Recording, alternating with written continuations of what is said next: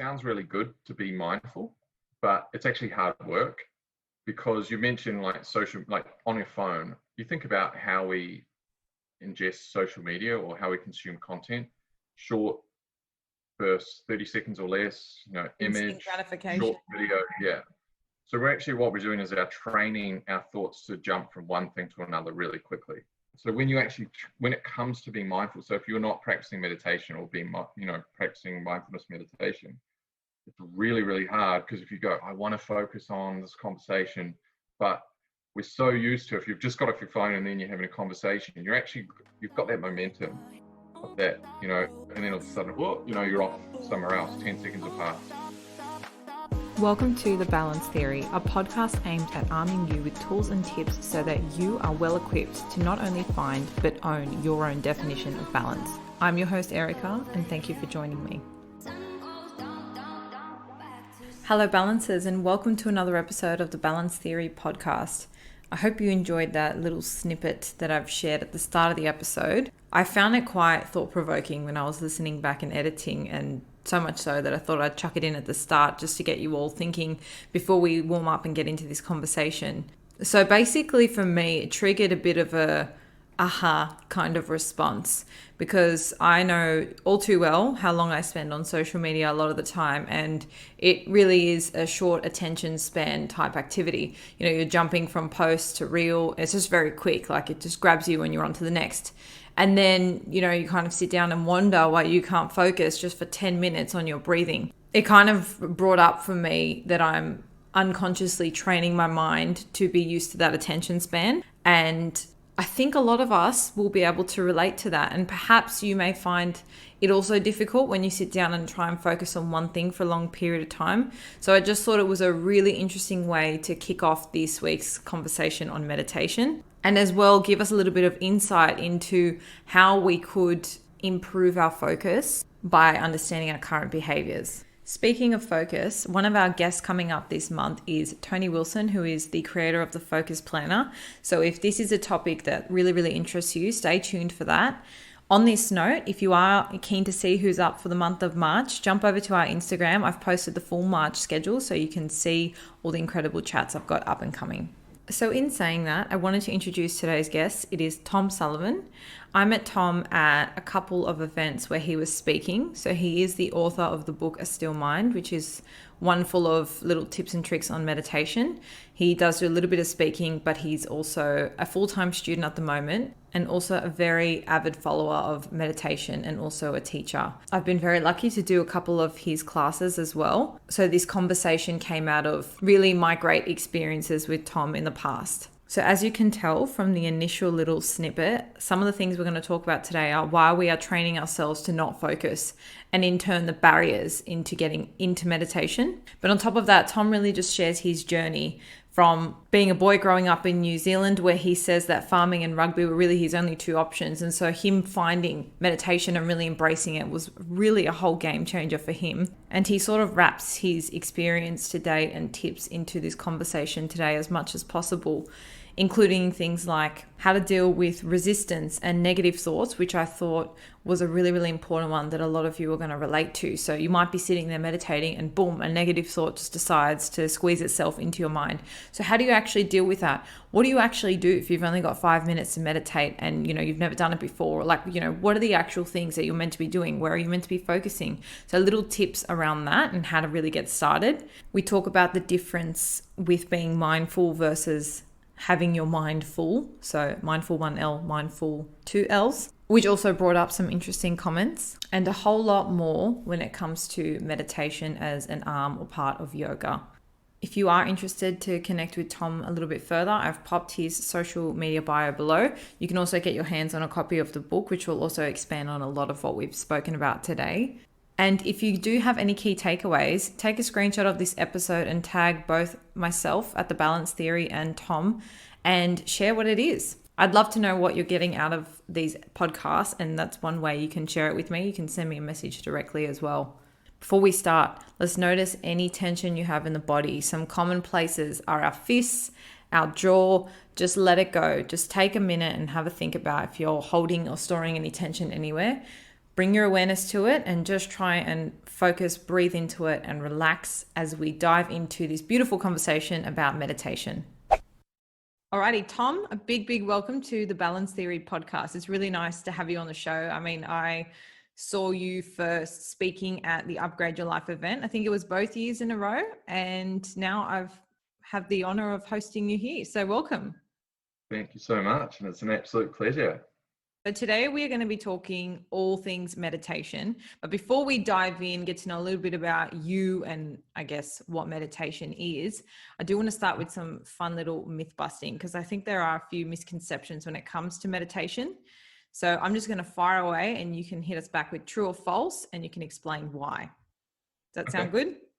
Sounds good. Let's do it. Alrighty. So bear with me, listeners. This might be a bit of a one, but to be honest, before I went down the road of meditation, I couldn't help but have this stereotype as well. So number one, there is only one type of meditation, and that involves sitting quietly with your legs crossed and eyes shut. I've got to say that's kind of true. Really? Yeah, it's probably a bit of a surprise. That's something I wanted to get into with you. Because there's quite a bit of misconception around what meditation is. So I wanted to sort of unpack that a little bit more. So we'll dive into it. We'll dive into it as we go. I think a lot of what we're going to talk about today will lend itself. But let's just remember that it's kind of true that there is only one sort of type of meditation. Okay. Number two. Yeah, don't like get real angry at me at the moment. I'll explain it. I'm sure it'll make sense. Yeah. Just park the thought and we'll revisit it soon. Stop the podcast now, listeners. I promise you there's good stuff coming. All right. Number two, it's all about being still and quiet. In terms of if you want to go to a deep meditation, it's definitely yes. So we can talk about the practice as a whole, and there's lots more. There's a lot more to it. But if you're going to be specific about what meditation is, then okay, cool. And number three, you have to be able to empty your mind. No, definitely not. No, that's an impossible task because it's which like is very comforting. Imagine if you're in a sinking boat, right? You know, and there's just you got holes all around the boat, and you've got a little bucket, and that's trying to empty your mind. It's like, as you notice, if you sit, you'll probably notice that one thought just replaces the other, and that sort of thing, and that's the function of the mind. Yes. So you can't stop that function of the mind, but you can move your awareness other places. Yeah, beautiful. All right. So now that we've gotten that out of the way, a couple little questions that I had. I want to know a little bit about your story, your transition into meditation. So I know that you started off in corporate, and then went on a little bit of a journey to lead you to where you are today. So why don't you share with us your story? Yeah, sure. So my journey into meditation started, I think, about 13 years ago. We talked about this a little while ago, but I had a trip to Thailand and then India. I grew up in a really small town in New Zealand. It was farming and rugby. That was the extent. They were your options. That was it. Yeah, that was the conversation. They were the two conversation pieces. So let's just say that I had no idea. Like, sushi to me was like a very, very weird foreign concept to my early 20s, right? Like, let me just paint the right You're really picture. painting the scene extremely well. The scene's being painted. Yeah.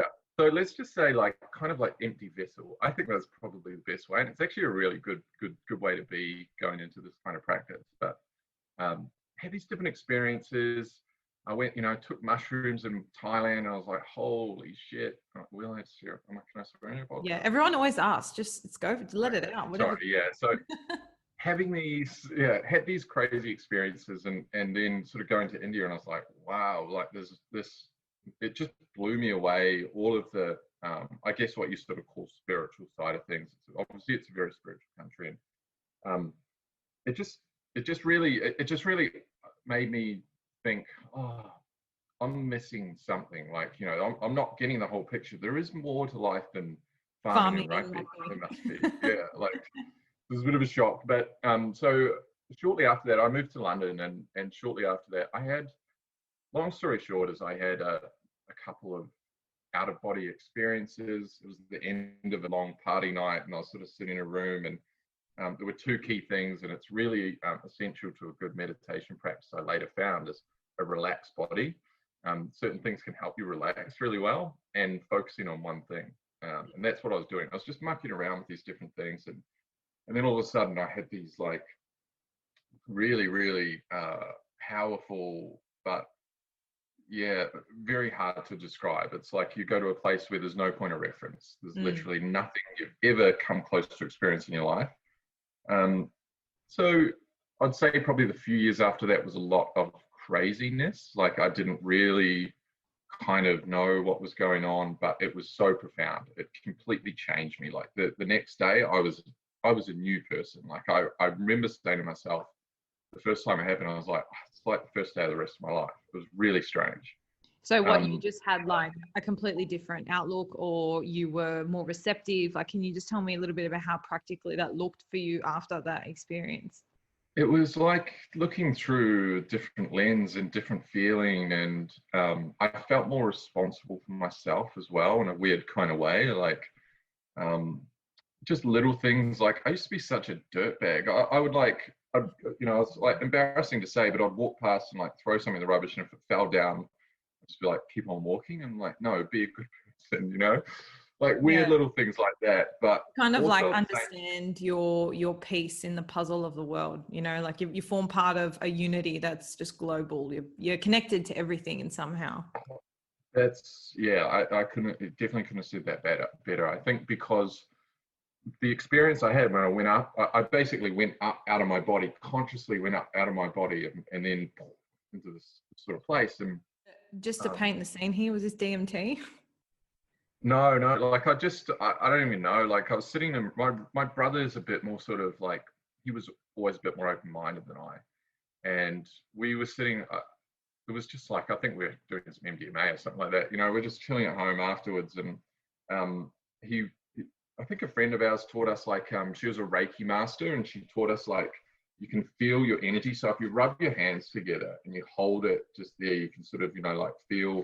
So if you really stop, rub, and you can start to like maybe get a tingling, or you might even get like a sort of a sense of magnetism between your hands. And I was doing that, and I think because I was in this great altered state, it was super strong. Like I felt like I was holding a magnetic ball.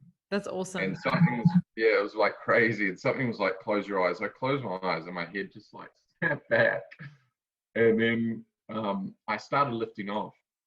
And I was just like, this is fucking crazy, right? Like, because again, rugby and farming, right? This is not in my wheelhouse. I don't know what's going on. But all of that experience, like my trip and that sort of thing, was like, there was always that, there's something else. And I did sort of have this thing. I was like, I do think that there is something else. And if something happens, I sort of had a sense that something was going to happen, or I was like, I'm just going to go with it. And I was like, that was the moment, as I was sort of like taking off, but resisting, like, sort of trying to hold into my body. I was like, this is the moment. And I just relaxed. And it was like, so go round about a story, like that sense, it was immediately, it was like, I'm home. That was the feeling of being like wrapped in a warm embrace. And it was just a sense of being home. Now, I can have that sense in a deep meditation, and that's such a beautiful feeling, and that's what I want my students to get to, is that sense. It wasn't at like that hugely visceral, like massively intense level. I wish that I could get back there, and a lot of the reason why I did all that stuff was to go back to that place, because it is the best feeling that you can ever have. And I love chasing highs, right? Like, that's something that I love, these peak experiences. So that was that. Yeah, I mean, that was kind of like the essence that I then carried on from that point. And it was interesting because I had a lot of weird stuff happening, and it, like, bearing in mind, I still had no idea what happened. I've never heard of meditation. I've never heard of yoga.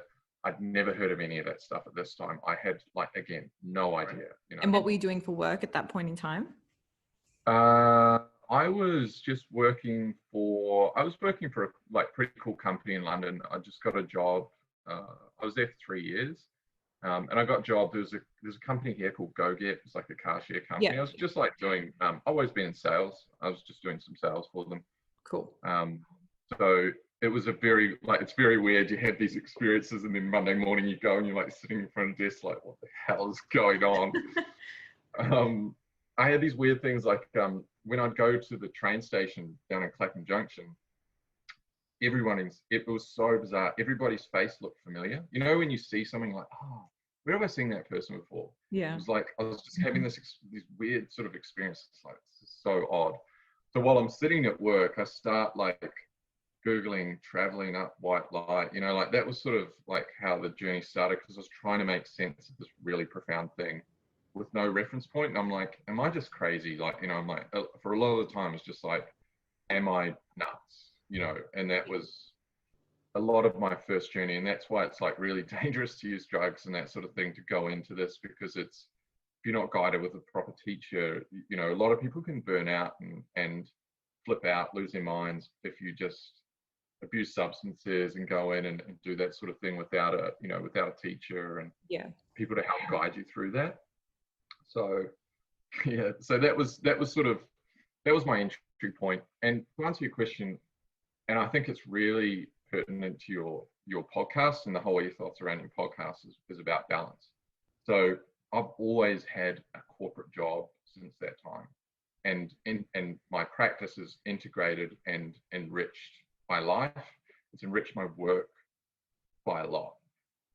So it's never been one without another. It was like trying to make sense of this, trying to follow, you know, try to find good teachers, and deal a lot with resistance of teachings. So I'm like, no, if this is just the life, you know, then I can find my own path, and like I don't need to, you know. So I was like, I'd had this period of like where I learn it, and then I'm like, oh, I don't really agree with that, or it doesn't really resonate with me, so I'm just going to do my own thing.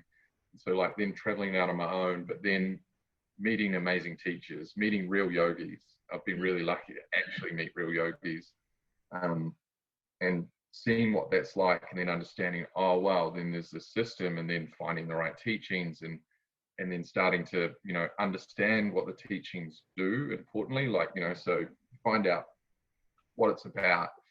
And I'm a very logical person, so I have to kind of like learn, practice, see results, and be like, okay, now I trust you, you know, find teachers, I trust your practice. You know, you need evidence. We're very scientific people, you know, so it's an interesting thing, and it's something that's always a challenge as a teacher, is to, you know, how do you, I think I said to you before when we had a chat the other day, it was like, you know, how do you best present this in a way that people in the kind of lifestyle that we have, where it's very, I need to see it, you know, like I want to, like if we talk about fitness, it's like, yeah, exactly. I want instant gratification, or I want to know, hey, you know, I've got these people that I've like PTs or whatever, they go, hey, here's my before and afters, and that sort of thing. It's like there's different measurements of happiness and reduced stress and things like that. It's a lot more subtle, but you know, ultimately it's so much more powerful and long lasting than, you know, just the external things that a lot of people spend most of their time, you know, investing in themselves and working on.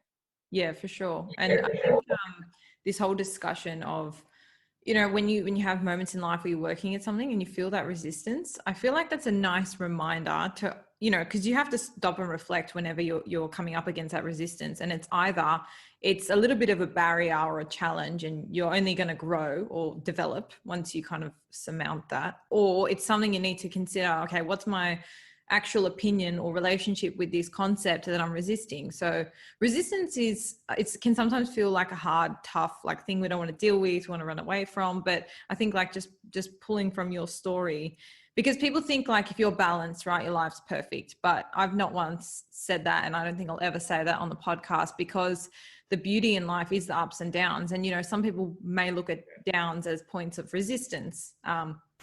But, you know, if you look at, I don't know if anyone's listening's into the stock market, when you have like points of resistance, it's either a moment where you bounce back up and the stocks will go up, or it will break through and go down. And I think that's sort of like our life as well, right? Like you can choose how you relate to that point of resistance. But back to what you were saying, like there's no real tangible way to show people what meditation can do. It's more like, I guess it's a very personal thing. Like your story here is so different to someone else's story who, maybe someone who grew up in Himalayas and have been meditating since the day they were 2, or it's just something they learned as they grew up and it's just second nature to them. And they're thinking, how are these people like struggling worldwide? So it's very personal, but I think one way we can talk about it, and I'd like to know your thoughts as well. You've got the concept of mindfulness, but there's being mindful and your mind being full. So mindful, 1 L versus mindful, 2 L's. Talk to me a little bit about your thoughts on those varying concepts, because I think they mean 2 very different things. And it's important. It's an important concept when we're talking about meditation. Being mindful of things is, to the shorter L, is a really useful way of just doing things like, what's the best way to, eat an elephant? It's like one bite at a time, right? Because if you tackle things with that whole mind approach, you're really going to miss a lot of potency about how you're doing nowness, right? So how you're doing the actual nowness. And I mean, I guess an example of that is, I mentioned before, like for my corporate side has been a career in sales, and being mindful about that whole interaction. And that can be anything, like, whatever kind of job or activity that you're involved in. Being mindful of that situation is going to produce such a better result than coming in with a mind full of things, right? Because you might have been in a situation before and there's been like myriad different outcomes from that. So if you come in with that mind thing, you're going, okay, well, maybe they're going to like me, maybe they're not going to like me. They might talk about this, they might not. You're missing cues. You're missing because you're not in that moment. So there's a few little things. So certainly from my point of view, and I think it's such a powerful thing, is when you meet people, is if you can be in a mindful conversation with that person, what it means is that I'm giving you all of my attention. I'm giving you thoughtful responses. So I'm being thoughtful because I'm listening to exactly what you're saying, and I'm responding to what you're saying straight away, just based on what you've said, rather than, how people like, and we're all guilty of this, I'm sure. You ask a question and you kind of want a certain response, and you're just kind of listening for a cue for that thing to talk again, or talk about the thing you really want. Yeah, exactly. So you just miss out on so much. And for me in sales, it's like the little cues are the things that you can go, oh, great, they like this, I can talk more about this. Listen to somebody, and not only that, the difference for that person, or imagine if it's you, of being listened to. It's a really a tangible thing of knowing when you're being heard, or when somebody's just there, right? Yeah. So those kind of things, like, that's a big difference, right? So you're going in with just that one thing, you're being mindful. And it's the beautiful thing about mindfulness is every moment is an opportunity to be mindful. And that's really what they say, that the masters live in that state, is that they're either connected to the source, which they, typically are, but they're not thinking about anything that's happening. They're just living in the now. And, yoga means now. So that is the practice of yoga.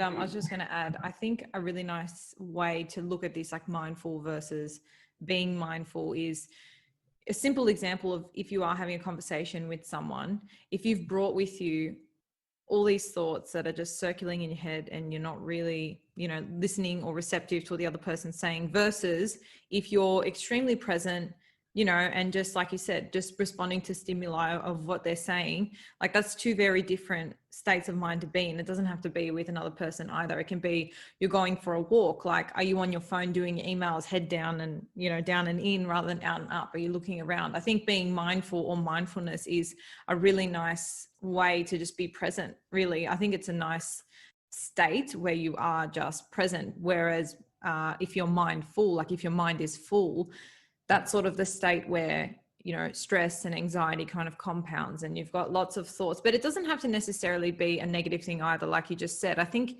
you can be present and have many great thoughts, and technically then your mind is still full of things. But I think it's when it starts weighing down your present experience in a negative way, that's when you sort of need to draw yourself back and go more into mindfulness. Totally. You've touched on so many good points there. couple of things. Well, the first one is that the it sounds really good to be mindful, but it's actually hard work, because you mentioned like social, like on your phone, you think about how we ingest social media or how we consume content, short bursts, 30 seconds or less, Instant image, gratification. short video. Yeah. So what we're doing is our training our thoughts to jump from one thing to another really quickly. So that's what we habitually do. So we might spend 2 hours a day consuming social media, and we're doing that kind of practice. Short. So when it comes to being mindful, so if you're not practicing meditation or practicing mindfulness meditation, it's really, really hard, because if you go, I want to focus on this conversation, but we're so used to, if you've just got off your phone and then you're having a conversation, you've got that momentum of that, and then all of a sudden, you're off somewhere else. 10 seconds have passed. This is probably a good thing to consider as well with like your focus at work or your studies. Like if you feel like you're struggling with focus, like how much time are you spending on social media where your attention span is being conditioned to, those short, sharp bursts and get it done next type thing. If you can't focus, that could be a good correlation or something to consider for sure. Just a quick word from the sponsor of today's podcast. If you haven't paid any attention to the quality of your gym accessories or feel like the ones you have kill your vibe just a little, then this is for you. ESFit is a brand I've co-founded with my best friend to bring all fitness lovers the confidence to sweat in style. I'm talking considered luxe fitness accessories, ranging from cotton bands that don't roll or dig to full-size sweat towels that cover you from head to toe and actually don't take up all the space in your bag. The list goes on, but you can check it all out for yourself at esfit.com.au or on Instagram at esfit_. And for all my beautiful balancers, we're offering $15 off at the checkout when you use the code BALANCE. And the cool thing is, some of my interest stuff, I read a lot of books around like habits and the way that the brain works. I definitely, don't quiz me on like any of the neuro Where's the stuff, prefrontal like cortex? yeah, exactly.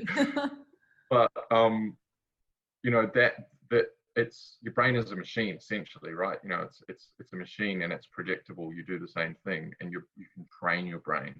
So we're either consciously training our brain or we're unconsciously training it as well.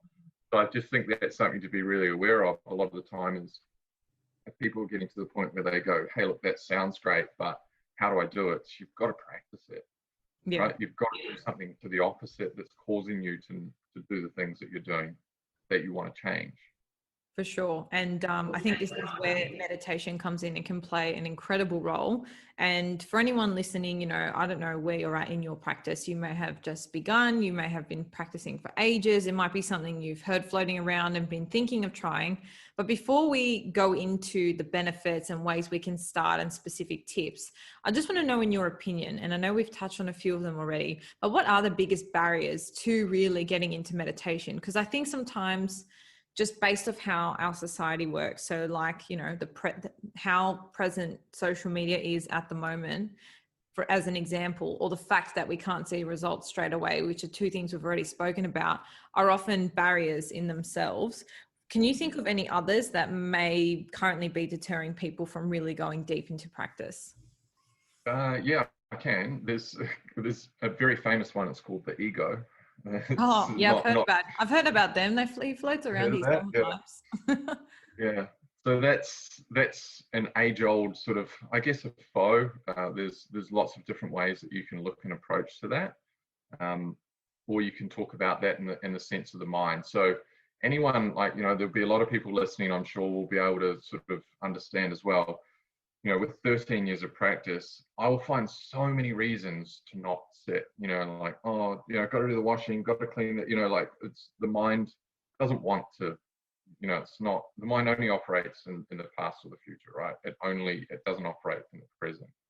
You can call that the ego. So it's a very formidable foe when it comes to this practice. There's so many ways that I will justify not sitting and doing my practice, because I'm used to instant gratification. I do, it's so much more gratifying to do these things that give me that instant dopamine hit or whatever it might be, than sitting and hey, let's not sugarcoat it. Probably while we're starting the practice, probably struggling a little bit, like it's not necessarily that enjoyable in the initial offset.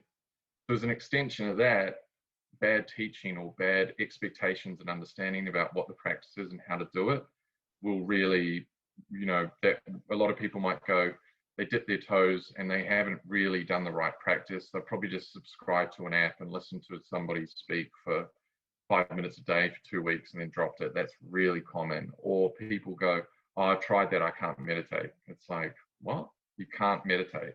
No, my mind's too busy. Yeah, that's exactly what happens. You're the right person that needs to do it. I think this. Yeah, you should be doing it twice as much. Yeah, I think this loops back to what I was asking you before. Like, you have to be able to empty the mind. And to be quite honest, when I started meditating or started trying to meditate, I'd have days where I would not stop thinking. And I think they call it monkey mind in your people's world. But, yeah, I heard your podcast with Tommy. He mentioned that. Yeah, he also mentioned that too.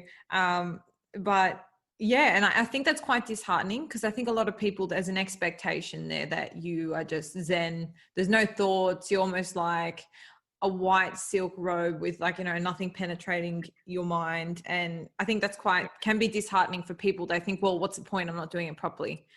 So what do you have to say to people that might be listening? They're like, yeah, that's great. Like, I can try it, but I cannot switch my mind off. I think probably the biggest thing is especially, I'm sure people that listen to your podcast are people that considered around making improvements around their lives. You have lots of people that have different like hacks and, techniques and different modalities and things like that. So the first thing I'd say is like, trust in the fact that this practice has been around since we've recorded history.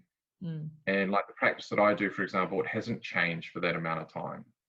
So logically, that really should give you enough to be like, okay, surely it's worth investigation in terms of that, right? So it's stood the test of time. There's not many other practices. There's very, very few that have stood that test of time.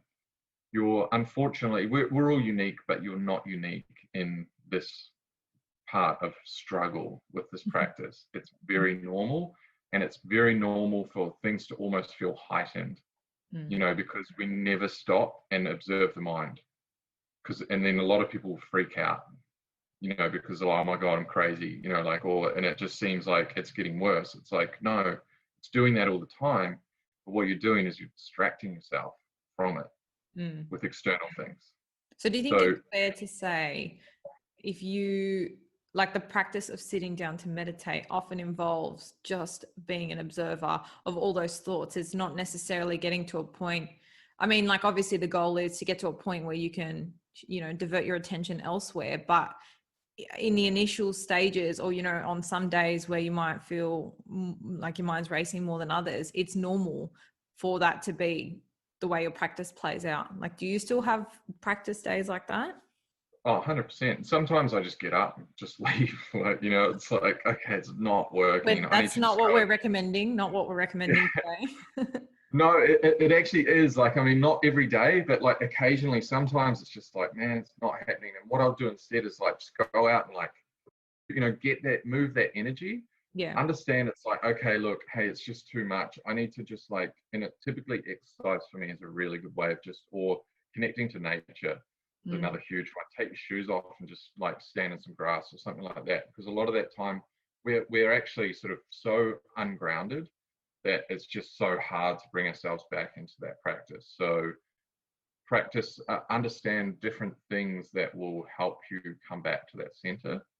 Everyone needs to work. I always say, like, the practice that I teach doesn't change, but you should build a habit around that practice that feels right and good for you. Nourishing the body and the soul, right? In that respect, it should, is because however that practice goes, for however long you put aside for the act of meditation itself, you should have a part of that practice that is always going to make you feel better. Yeah. So if you're in the morning, we talked about like having our coffees, like we have our coffees at a certain amount, at a certain time of day. If it's possible, pop your practice in just before that, and your coffee is your reward.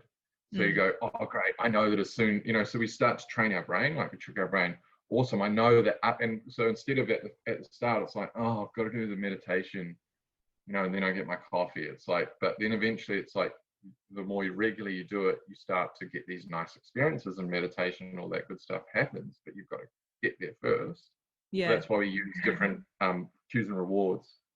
Is something I've spoken about before with another guest, but this is called habit stacking. So you try and find something you already do every day, and you try and tack on that new habit in some way so that it then becomes like a stacked habit, and it's a lot easier to commit to. But just before you say what you were going to go on to, is there like a minimum time people should meditate to get like the real benefits?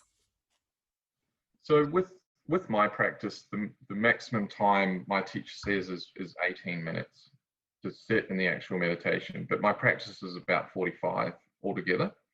I think you want to have an experience. So I think probably if you're starting, maybe 2 or 3 minutes, getting to that point, and I'd sort of do some, and we'll talk about like what the other rest of the practice looks like.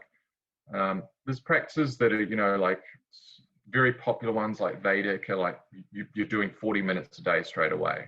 And, the idea behind that is, hey, look, if you do that, you will get results. Absolutely, you will.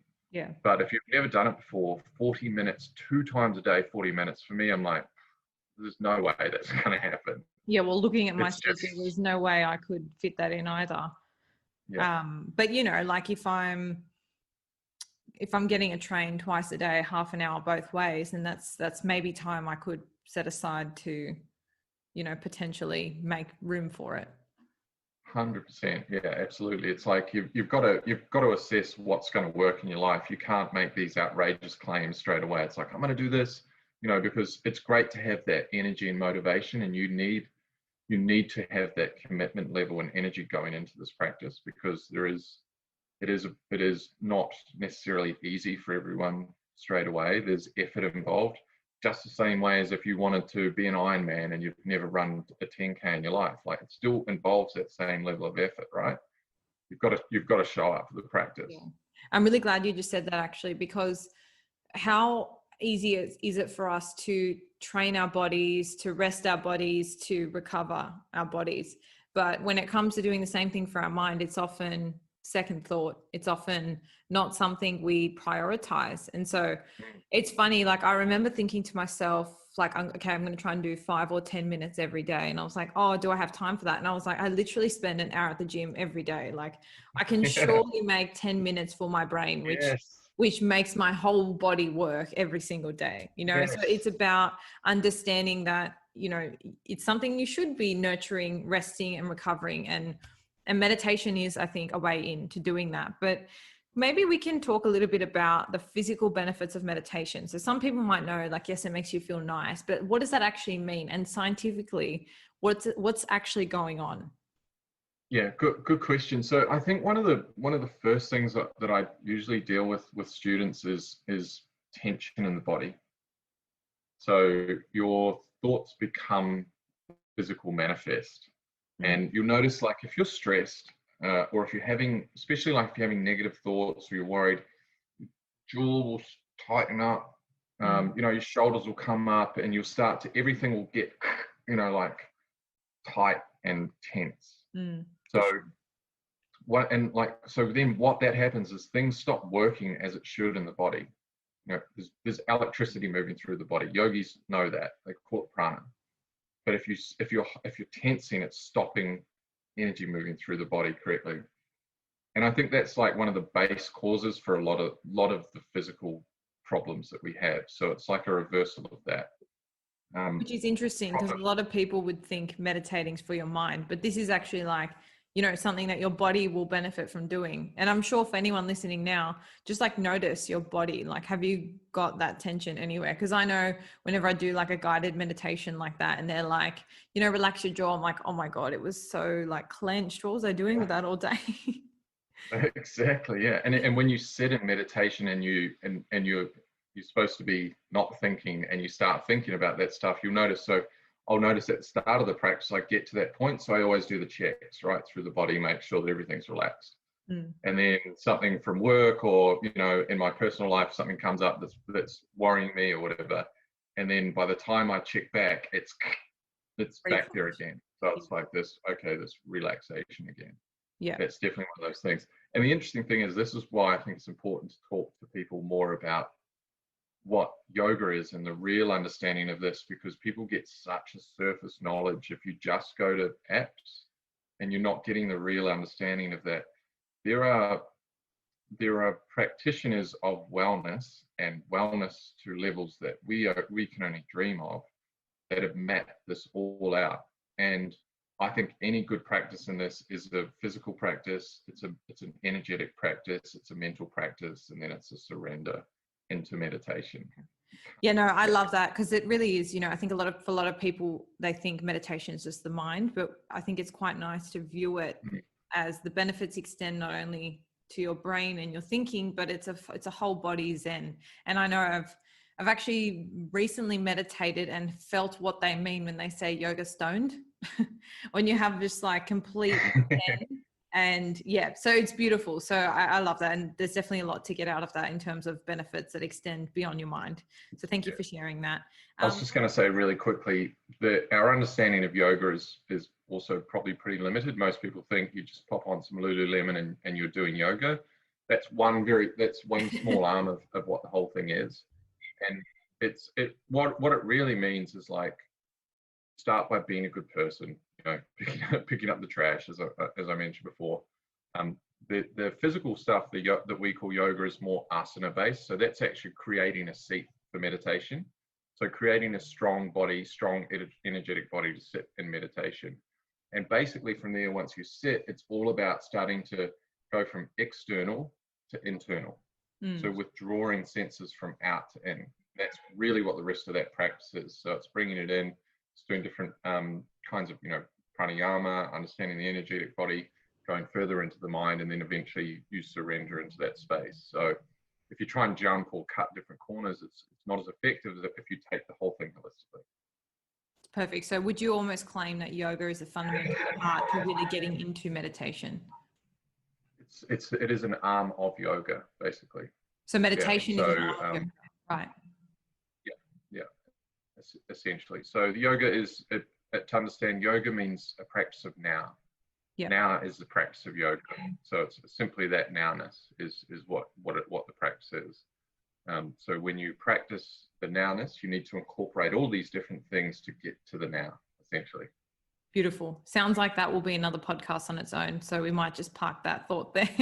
But for anyone listening who is already meditating or wants to, start giving it a crack, what are some easy ways that people can really just start now? They can just start with limited resources, or maybe they don't have access to a teacher just yet. Like, what are some tips of ways people can just get into it?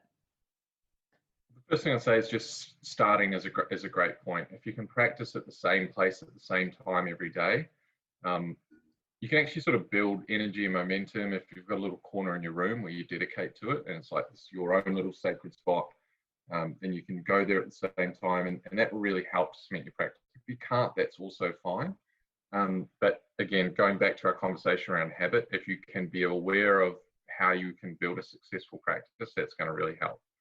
In terms of the practice itself, start really gentle. I'd say, 3 to 5 minutes. And I would first, the first thing is you've got to get through that barrier of the body, that tenseness. There's really great, it's very easy to find a good body scan exercise on YouTube. Yeah, they're great. And it's about preparing your body for that. So I would get to the point where you know what it feels like in your body to be relaxed, be soft in your body, and to feel that softness. That's really the base. Softness and stillness is what I talk a lot about when I'm teaching with the body. Find stillness, find softness. Don't lie down in your bed and practice it, because you'll fall asleep if you get, because you get into that deep space. A lot of the techniques are up and down the spine, so you need to have a straight, upright spine to really start to feel the benefits and go into these deeper practices. So that might be sitting in a chair, it might be sitting up against a wall, or sitting cross-legged on the floor or on a cushion. I made a note, because I literally always lie down when I do it, because I feel like I can just fully let my body go. but I'm gonna make a mental note to be sitting when I do it. I practiced at a Buddhist temple in Thailand. It was really hard. Like it was really intense. It was just like meditation all day. But the monks would make you sit up against the wall. So if you started to fall asleep, because we'd start super early and that sort of thing. So if you fell asleep, you'd fall in front and bang your head on the wall to wake yourself up. Oh, that's one sure way to keep you upright. Yeah, exactly. But it is really important if you want to go deeper into the practice and really start to enjoy like the real benefits you can get from a proper practice. But I think be realistic with yourself. Always set a timer. I think I use Insight Timer. It's a wonderful app. It's a really good app. There's lots of great guided meditations. There's teachers on there. It's free. You can do some paid stuff as well. But what I mainly use is just a timer app. And I always set an amount of time. And I always say to my students, start really small. So if you can commit to 5 minutes, set the timer for 5 minutes. And then maybe once every 2 weeks, have one session where you sit for double the length of time, just to see what it feels like, to be a bit different and go a little bit deeper to the practice. But you might stay at 5 minutes for a year. It's cool. Like it's all about your intention of turning up and giving it your best for the time that you have. That's where you'll get the results from. If you half-ass into it and your mind's all wandering, you're like, oh, okay, yeah, you're doing the body scans, whatever, and meditation. It's just not the same as, as a shorter practice with a lot more intention. You'll get a lot more from it if you do that. Yeah, sure. So like when people are sitting there, for the 5 minutes, they're just giving it a go. They've set their timer. What are they doing? Are they trying to put their awareness somewhere in particular? Are they trying to not think of anything? Are they trying to engage with how they're feeling? Like what are some cues? Because I think it's quite overwhelming sometimes when you sit there and you think, okay, what am I supposed to be feeling? And then you have all this rush of thoughts and you're like, well, I'm just thinking about what I'm doing when I go back in the office or what I have to do at home. Yeah. Or, like what are some cues for what people should be thinking, feeling, or doing? Yeah, really good question. I think to give you a brief overview of my practice, as I mentioned before, it takes about 45 minutes. First 10 minutes is maybe breathing and what we call yoga. So I'm doing different yoga poses. I'm preparing the body, but I'm moving and breathing, and I'm using a mantra at the same time. So on the inhale, I say sa internally to myself. Exhale is hum, sa hum, and I'm breathing and moving at the same time. So this is a mindfulness practice, and it's all about the reason why I do that is I'm using the body, I'm using the breath and the movement to be mindful and to bring myself to that one thing. So the more you can focus on that one thing. So I'm using that, I'm starting at the gross. So I'm starting with the less subtle, which is the physical.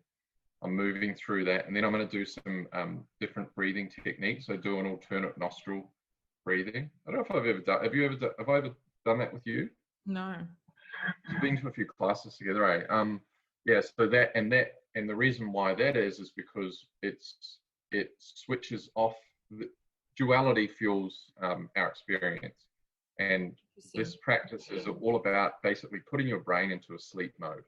It's electricity that runs up and down both sides. So what we're doing is we're slowly switching it off.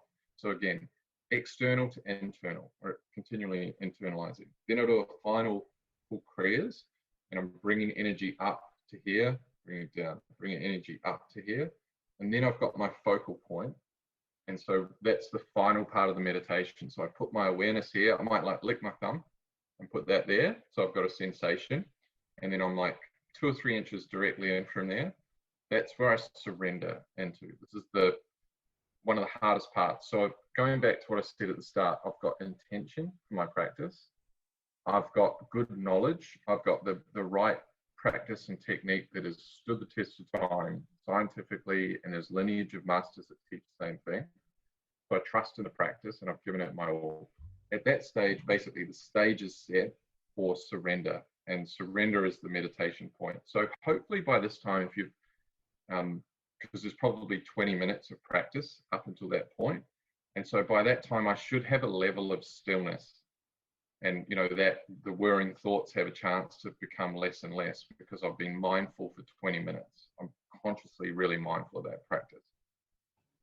So from that point, it's simply surrender. So I have this space here that I surrender into, and all I do is I just do a few little other cues in terms of releasing certain parts of the body, and then it is a surrender. So anything that comes in, I'm usually like, I don't know, you get the video here, but I'm like really relaxed, and yeah, fully relaxed. And it's just that, so anything that comes in, it's just like, I feel like there's almost like some molten lava here, and everything that comes in, thoughts, sensations, emotions, just melt.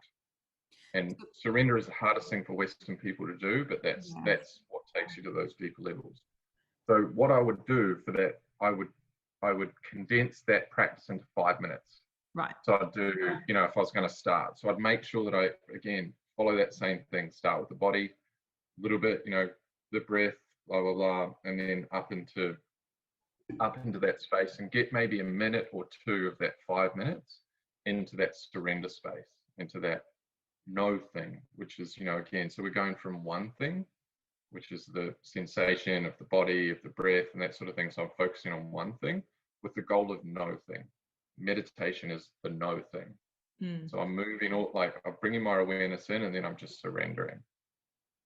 So it's like, do you think an easy way to do that is to pick an anchor point, whether it is, the spot on your head, a tapping sensation anywhere on the body, somewhere where you can just harness all your awareness so that you're not distracted, and then, just surrendering, I guess, to that.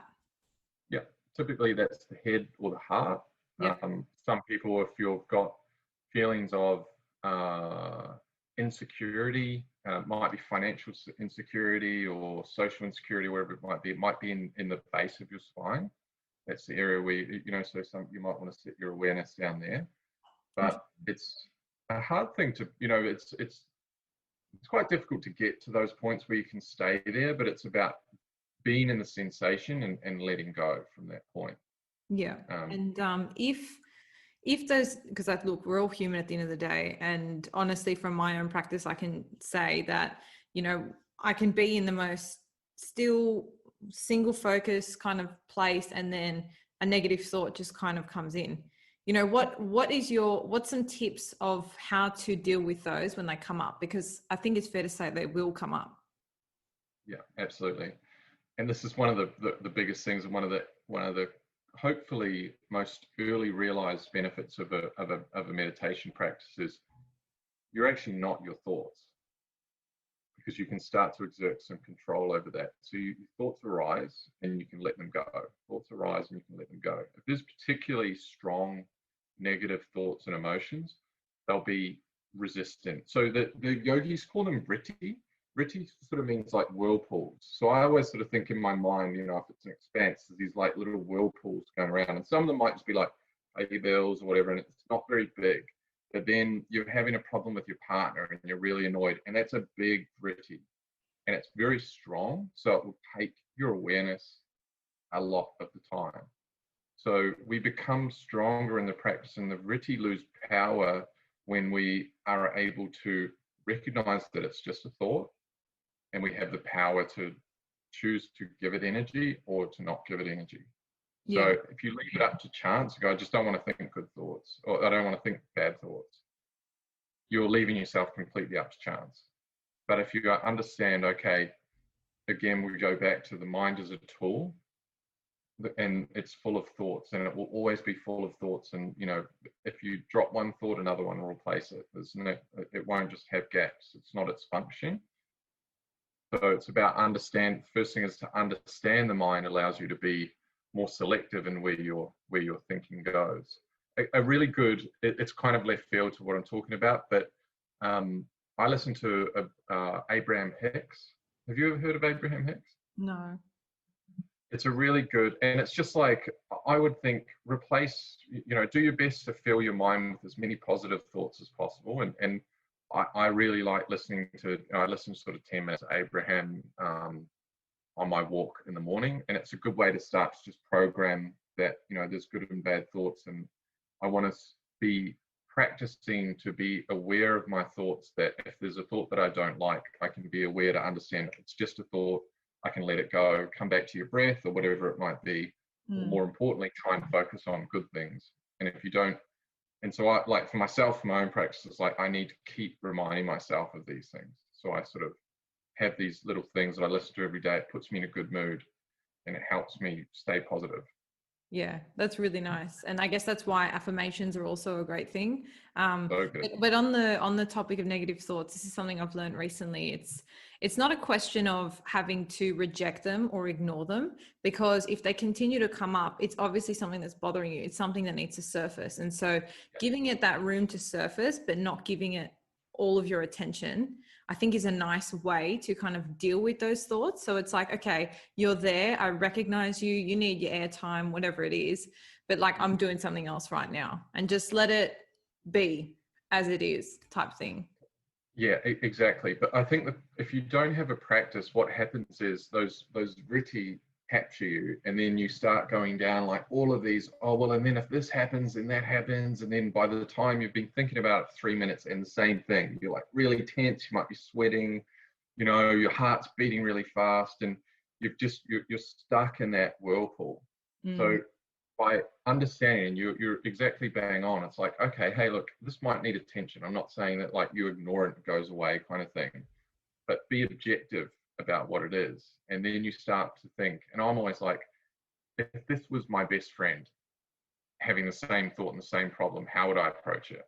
Yeah. Rather than if you're caught up in it and you're like going mental about it, it's and not separating it and being more objective with it and be nice to yourself about these sort of things and go, it's very hard to separate yourself from those sort of things, but as you practice and start to get that separateness, you can then maybe be a bit more gentle with yourself and understand, hey, it's okay, you know, this is happening, but I choose to, you know, get a more positive outcome or whatever it might be. But I think frame it, it allows you to, that separation gives you an opportunity to frame it in a more gentle way with yourself.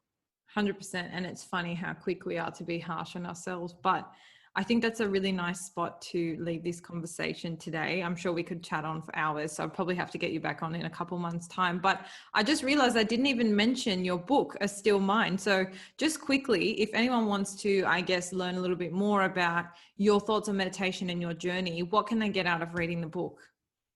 It's just tips and tricks for a good practice. So I would say to them, wait for a while. Follow me on Instagram at A Still Mind. There's some stuff there, but I've been doing a lot of studenting of late, and there's going to be lots of really cool things happening, you know, in the not too distant future. Cool. So give me a follow there, and there'll be lots of cool tips and tricks, and I'm more than happy to answer questions if people have sort of specific things that they want to work through in their practice. Awesome. Well, I'll definitely pop links to that below, but I just want to thank you for your time. It's been a long time coming, but I'm really glad we made the space to do it today, and I look forward to seeing what's in the works for you in the year to come. Yeah, thanks, Erica. It was a lot of fun. Appreciate it. No worries. See you next time. And that's a wrap for this week, Balancers. Thank you so much for tuning in. I hope you found this episode useful to some degree in either steering or determining your definition of balance today. As always, the biggest compliment for us is if you share this episode with someone who you feel might need it, or if you're on Spotify, you can click follow, or on Apple Podcasts, you can leave a rating or review. If you have any suggestions for up and coming podcasts, feel free to shoot us a DM or an email. Our Instagram is @TheBalanceTheory and our email is thebalancetheorypodcast@gmail.com. Otherwise, you've always got the option of subscribing to our mailing list. We only send you email reminders when the episodes drop, so you get them fresh out of the oven. No annoying spam, we promise. I hope you enjoy the rest of your week, and until next time, stay balanced.